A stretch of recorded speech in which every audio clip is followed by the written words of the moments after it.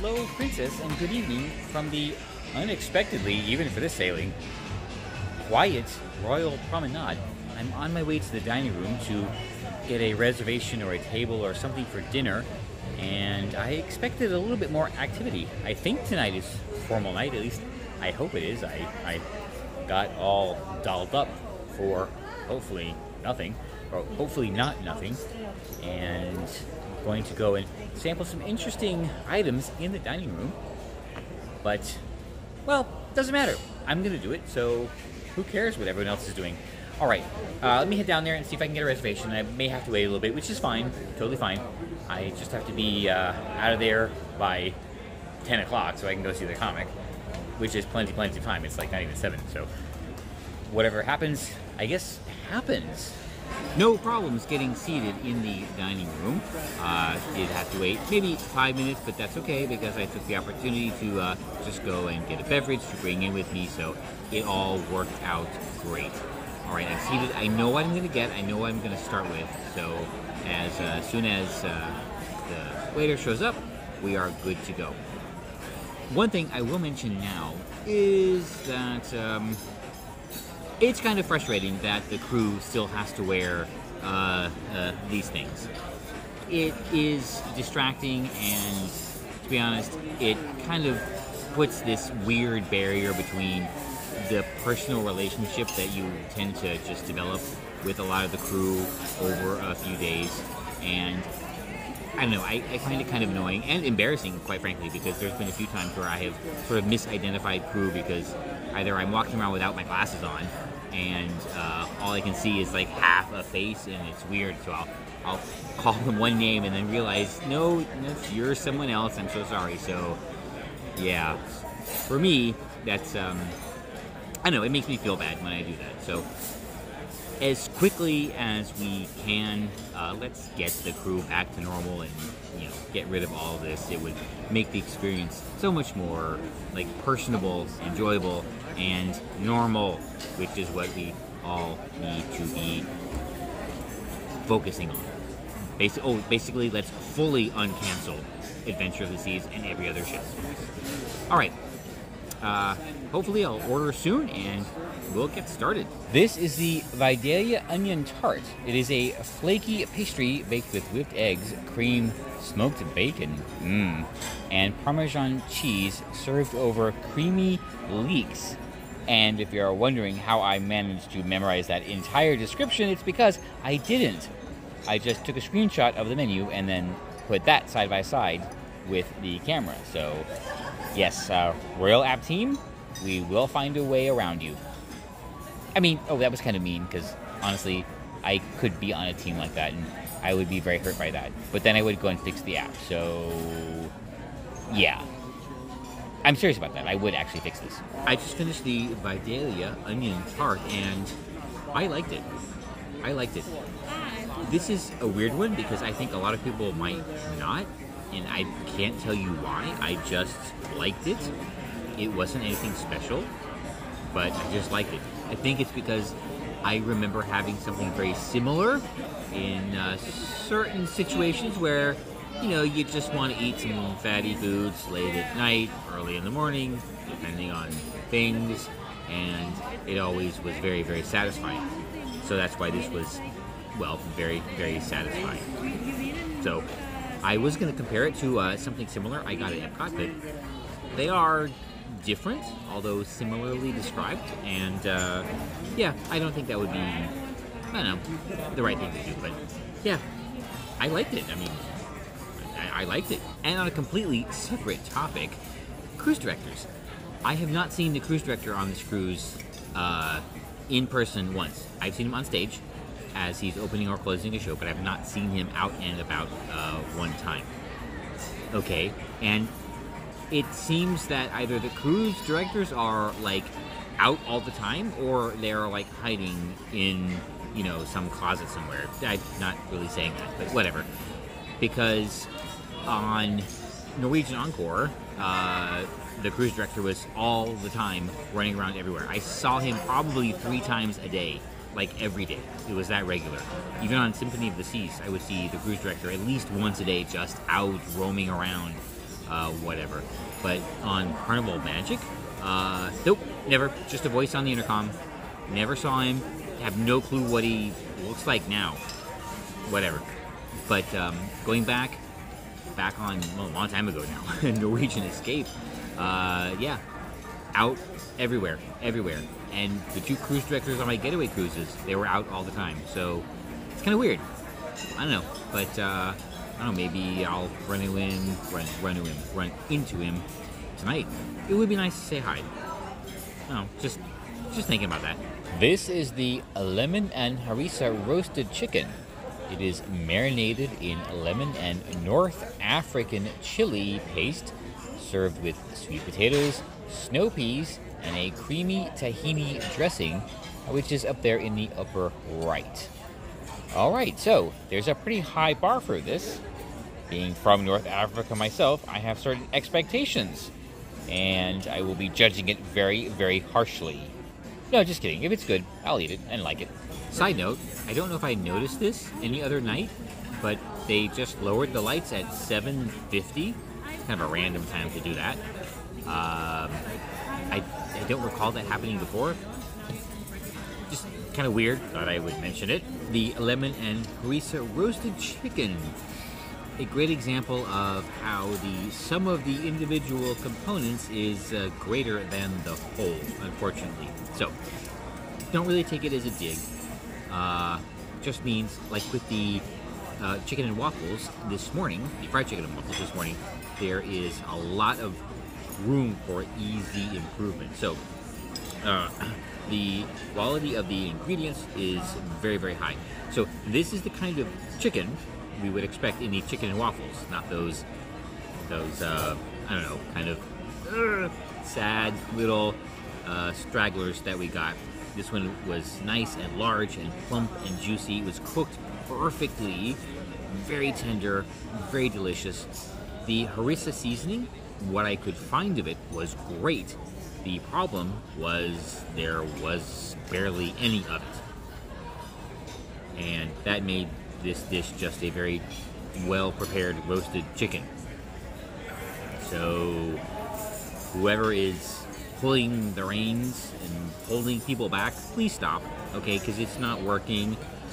I think whoever created this had a different vision in mind, and yeah, this didn't hit that, and it's quite obvious, and it's just kind of disappointing because of that, because it could have been so good.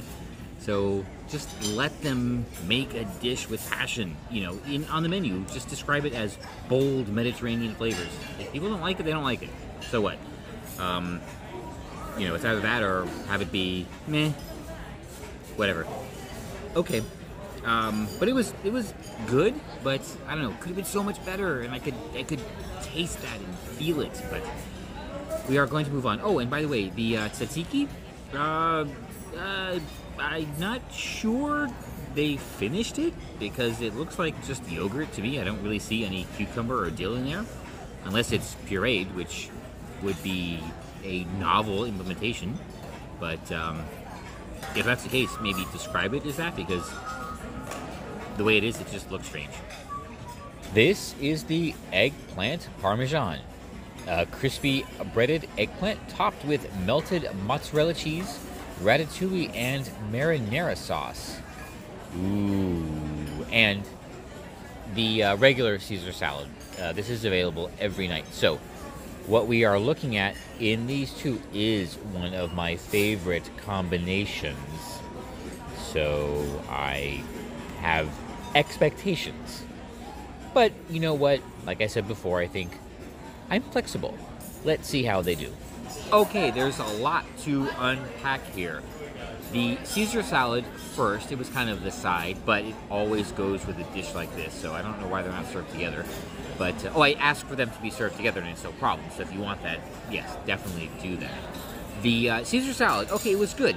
The dressing recipe, not my favorite style, but that's okay. There's nothing particularly wrong with it, except, and this is clearly a case because the same thing happened earlier, or was it yesterday? Doesn't matter.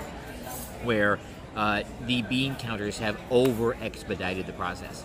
You cannot put croutons on a salad before it is served, because those were just gross and yucky. They were just damp cubes of mush, thoroughly unenjoyable.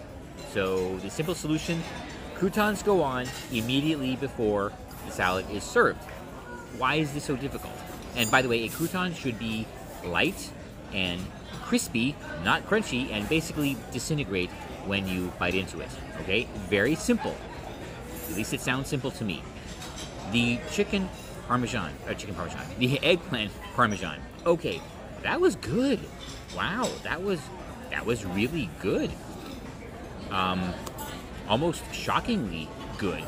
The whole dish was, well, it looked pretty. It was not huge, which I actually kind of appreciate in this kind of setting when I'm having multiple things, but that's just me. And I liked it.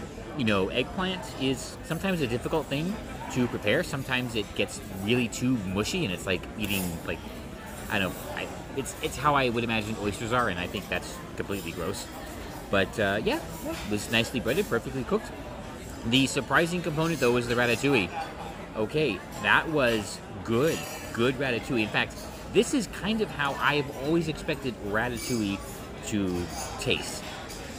I don't know how they got it right here, but that was really good. So prepare that with the eggplant, and you have a solid dish. Now, let me tell you, eggplant parmesan is a comfort food. It is not very bold. Okay, it is not very adventurous. It's not going to light off fireworks in your mouth or anything. It's just a nice comfort food, and in that respect, this hit the spot almost perfectly. So this seemed like a standard dish, which if they can make this good, why can't they make everything this good? I mean, it means they can. So come on, guys, let's get it together. Okay, wow, that was thoroughly enjoyable. So I have to pick dessert, and I think there's two things I'm looking at, and I know my excellent waiter has been hovering around waiting to find out what I want, so let me let him know right now. And another thing I've noticed, and by the way, I'm not changing the camera location because I kind of like the halo effect. Anyway, I also haven't seen the photographers very much in the dining room, and I noticed that now because there is one ahead of me, and I think that's the first time I've seen a photographer in the dining room. So I'm thinking maybe they're running limited staff, because I think I mentioned in this video, or maybe the previous one, there's a lot fewer studios than there were on Explorer, which is the same class of ship. So could be just a limited passenger count, but they should still put up the studios, I'm thinking. Either way, maybe they'll come by and take a picture. I don't think I've taken one since embarkation. Wow, did I just say that? Okay, I swear, I promise I have not been replaced by a robotic clone. It is still me, and yeah, I'm just not taking pictures. Well, I am, because, well, what am I doing right now? Taking 30th of a second, or 60th of a second, or more. I forget. Either way, I just ordered dessert. Did I say that right? I just ordered dessert. This is Baked Alaska, not the one that's in jail. This one is Neapolitan ice cream wrapped in sponge cake and torch merengue. The sponge cake is a new twist I've never seen before, so let's see how that works out for them. The Baked Alaska was pretty darn good. I have to give them compliments on that. It wasn't the best Baked Alaska I have ever had, but it was up there. I mean, it was definitely up there, you know, kind of within reach. So if any of them falter, you know, we're going to see what happens on Mardi Gras, hopefully in a couple of months, you know. And this could maybe take the crown, actually. The sponge cake component was a little weird. However, it provided a very interesting and delicious scenario because it gave a ratio of ice cream to cake very much in favor of ice cream, which is always better. So, you know what? That could be their trick up, their ace up the sleeve. Wait, what is it? How does that work? Whatever, you know what I mean. They're one-trick pony? No. Anyway, that could put him over the finish line, and I'm done with trying to come up with weird metaphors. And finally, we have the Molten chocolate cake. It is served hot with vanilla ice cream and caramel sauce. I am already noticing that this has already scored some points because it looks like the ratio of cake to ice cream is approaching 1-to-1. So that already bodes very, very well. The Molten chocolate cake. Future me here, and all I want to say is, yes, I know, I'm so sorry, I did not notice. I know it bothers me more than you, so forgive me in the future. I promise I will be more careful about it. Very good, very well prepared. It was, however, the no rise style cake that, not really my favorite. I mean, I've had it before, there's nothing technically wrong with it, it's fine. And it does provide a more denser chocolate experience, so I guess that's why they use it, but it was not really my style, I guess, but yeah, it was good. The ratio of ice cream was very good, although there still was some extra cake, but not enough to really complain about. And yeah, I mean, I would order it again if it was on the menu by itself without the Baked Alaska, because in this situation, the Baked Alaska is the clear winner, even with the pound cake, and I think that might be because of the ice cream ratio. So, oh, and the merengue. The merengue was really good. Okay, well, that is it for dinner. I'm not ordering anything else. But yeah, I know, shocking. I don't know what's going on, except there is a show. The comic is on at 10:30, so it's about an hour and a half from now. So, gonna wander out into the wilds of the uncanceled adventure of the seas and see what, who, or where I can find. So, well, the next thing that happens is going to happen right now. Done with dinner, heading back to my stateroom to drop off the battery, again through the, well, expectedly poorly lit Royal Promenade. I know this really looks weird. After that, I don't think I've shown this on any cruise. Not any cruise on Royal or Norwegian or Carnival, which has really good pizza also. But this is the way to end the night before Betty Bye. So here is an American combo and pepperoni with an oatmeal raisin cookie. Well, the cookie's not really the tradition, only the pizza is. So, a nice late night pre-bed snack. And of course, water. The pizza is as delicious as always, but more importantly, I figured out the mystery of the missing performance crew. No, I didn't figure it out. I asked and I was told. Apparently, they have been not allowed to associate with the guests this whole sailing. So they've been hidden below decks until this evening, when I think a couple of them maybe got a special dispensation to say hi to some of the guests. And they were out, and it was great to meet them. Very unfortunate. It's always great to see them out and about and talk to them, and to have them, sequestered below, away from everybody. I don't know. I don't really understand why. There's really no reason for that. So, yeah, let them out. Let them interact with the guests. Everybody loves it. It's just great for the experience. Anyway, more later. It's late.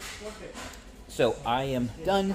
It was a fantastic evening aboard the uncanceled adventure of the seas, but it is now late and I have to go to bed because tomorrow,